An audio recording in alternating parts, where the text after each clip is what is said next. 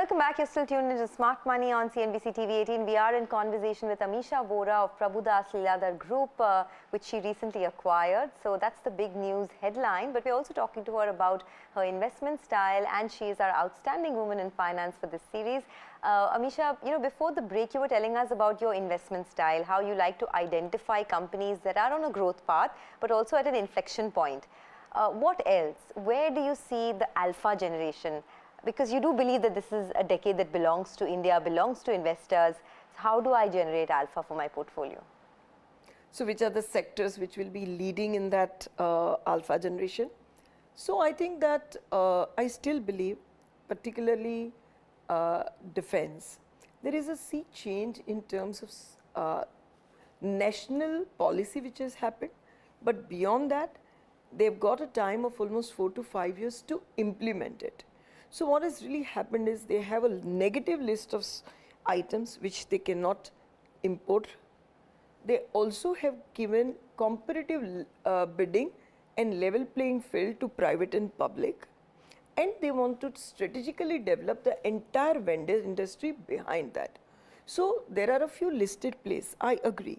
But I feel that from this field, a lot of current plays, public or PSU or private, which will continuously get very good orders.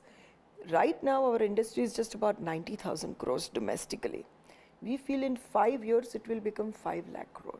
That's the size of growth that we are seeing in defense, yes. Wow. But these are stocks that have rallied a whole lot. So correct. You think the that stocks have really rallied.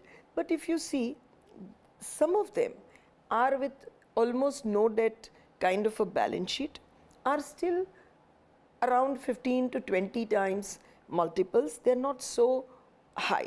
But as the industry keeps growing, the visibility of growth, here the payment system is also very structured. It's not that in infra we went, as a country, as companies, we went into trouble because the payment structures were not very clear. And over and above that, a lot of things got involved in terms of right of way and so on. But here, once the order is given, I think the visibility of implementation is also high. And there are certain private sector plays also, for example, Bharat Forge, who are having their own businesses, but they've done so much deep work over almost a decade that they are ready. And now I guess that the order book will start. But this is one of the aspects which is very capital goods industry. I wouldn't say that's the CAGR or compounding kind of a story, but it is a good sector. Compounding stories, we feel that QSR segment, quick service restaurants, we have like the penetrated. Jubilant Foods of the world. Yes. And now there are many plays available like Devyani International. Westlife. And as the penetration keeps growing up, our habits are changing. And I think this segment will continuously do very, very well. Since you're talking about consumption segments, it's been such a big downfall of these platform companies, right? Whether it's a Nykaa, Paytm, something like a delivery.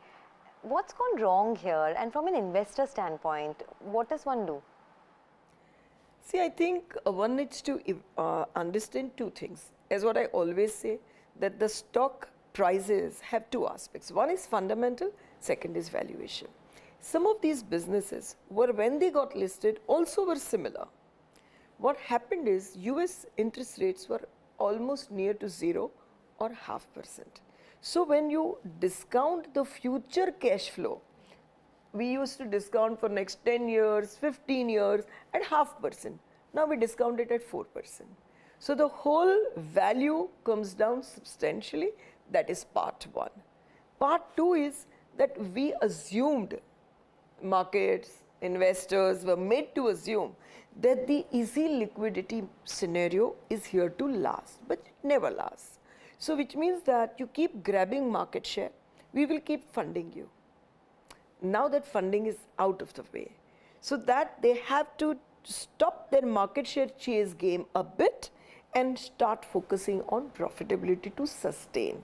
So when both these factors have come to play, I think the valuations are reflecting these. The underlying businesses, were they fraud? No. Were they putting in genuine efforts? Yes. Will they sometimes succeed? Most likely, yes. Unless the competitive pressures somewhere change over a period of next 5 years.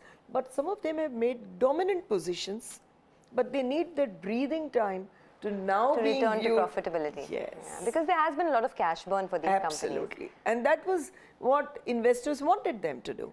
Grab market share, we are here to support you. Now they don't have liquidity, those investors. So these people are changing their strategies. Okay. But as an investor, would you touch any of these stocks? Of course, while they were listing, we kept on saying that we will get better opportunities. I would still say that this is not the bottom. Maybe price-wise, if it is bottom, it might take a little more time sideways before they start showing those stronger signs of surviving this particular onslaught which is globally happening of a complete, you can say, stop on fresh capital. So how are they really adjusting their business models and strategies? One really needs to watch.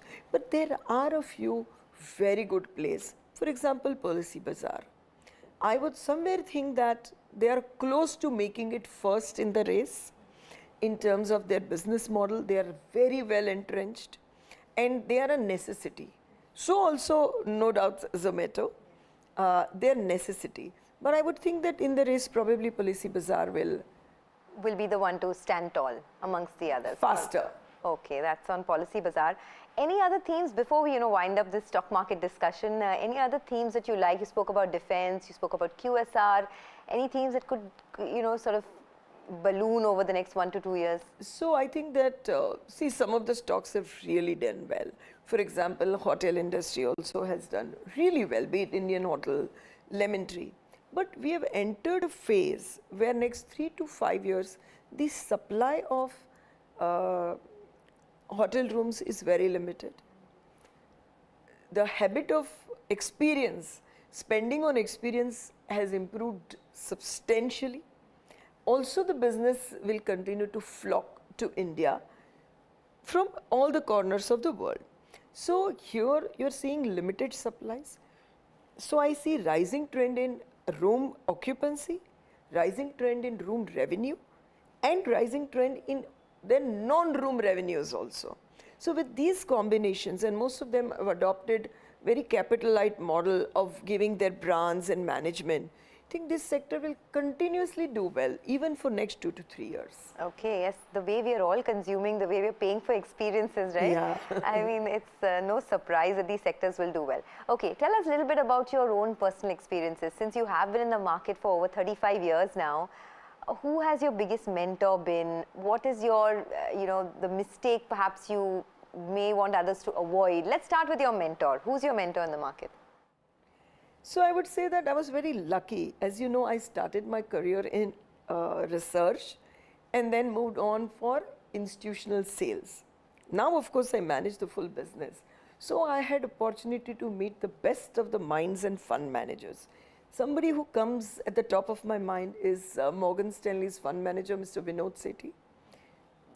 Earlier days, he used to manage the entire India investments of Morgan Stanley.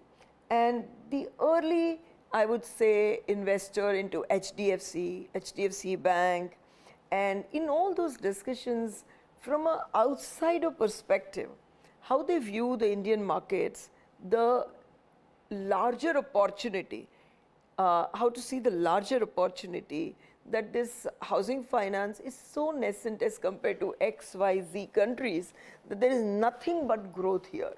And a sustainable growth, policies are so good.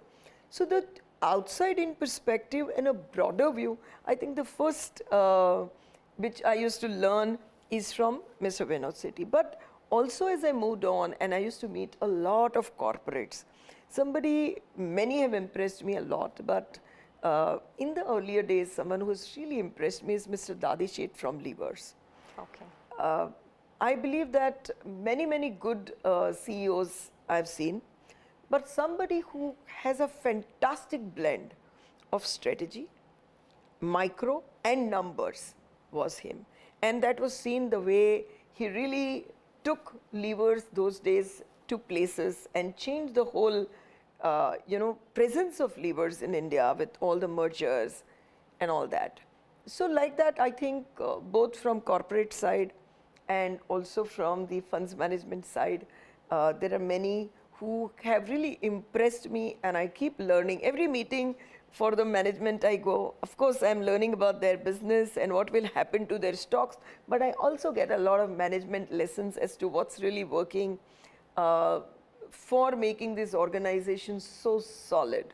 And of course, my all-time favorite continues to remain Mr. Deepak Parekh, because I think Deepak Parekh has been one who has created his brand equity much beyond even HDFC's brand equity, which is one of the most respected brand, I would say, globally, but his brand equity stays taller than that. So that is something which one is always in awe of. Wow, you were blessed to be in the presence of such greats, right? Such legends. Exactly. All right, if you had to tell us about one mistake that you made in your career, either in your investments or in your corporate career, that you would want to avoid, you would have loved to avoid. Sure. I think that 2003 to 2008 was a phase when India's infrastructure regime was changing, and we were going into PPP and so on and so forth.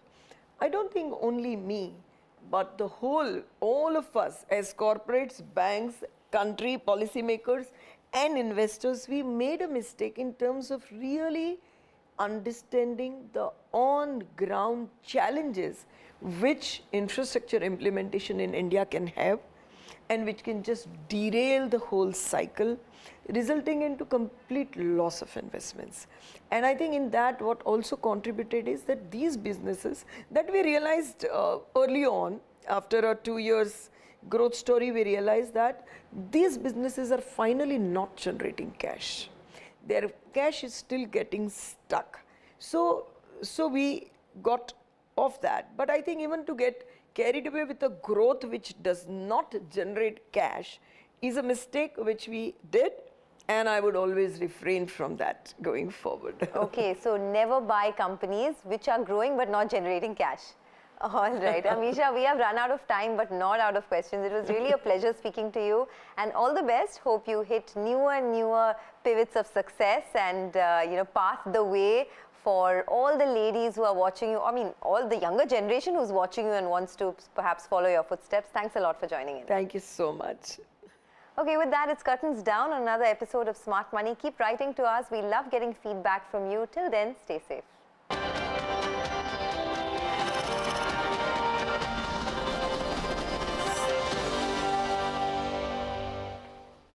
किसी का हाथ पकड़ के